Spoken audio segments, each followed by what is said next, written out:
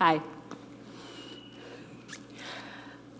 It takes a lot of courage to wait, to let things come to you, to stand around with your hands in your pockets until the time is right.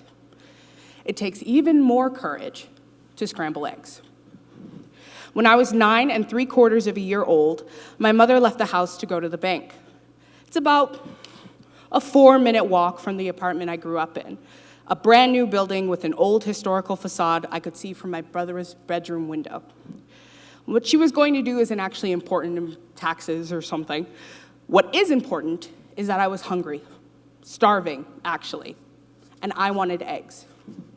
Now, patience is not a virtue instilled in most 9 3/4-year-olds, and it certainly wasn't one instilled in me. I'd never cooked anything on my own before. I've never even dreamed of it.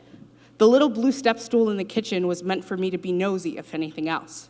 Still, I fished 2 brown eggs out of the egg carton in the fridge, held one in each hand, and kicked that little stool to the front of the oven.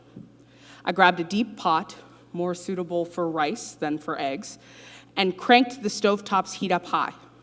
I figured the hotter the pot, the less time it would take. If you're familiar with the delicate balance of cooking eggs, you will already see where I went wrong. Good scrambled eggs are something you've got to build up to. You'll melt your butter in a pan that's barely warm, crack 2 fragile eggs, and wait for them to come together. A task that requires the right tools and the right timing. I had neither of those. Still, I cracked 2 eggs against the side of the pot and dropped them in, broken yolks speckled with bits of eggshell. And they started burning almost immediately. So I figured if it's burnt, it has to be cooked, right? Wrong. Very wrong. In fact, so wrong that the resulting egg abomination scarred me so badly I couldn't eat runny eggs until a year ago.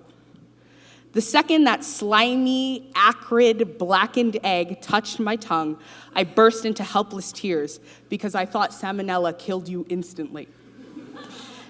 An untruth I had to share with my mother when she came home to me writing my will.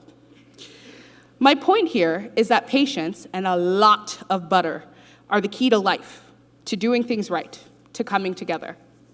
It must be practiced, stretched and trained like a muscle over and over again. The patience, not the butter. Everything around us is telling us to rush, to go fast, to get it done right, and to get it done right now. Grind culture, growth mindset, hustling, analytics, go, go, go. Crank your heat up high and hope for the best. I argue the opposite. The power of patience lies in the buildup, in watching and waiting until you put in the work, in the right tools and the right timing to get what you want. Late blooming isn't the crime we're trained to think it is.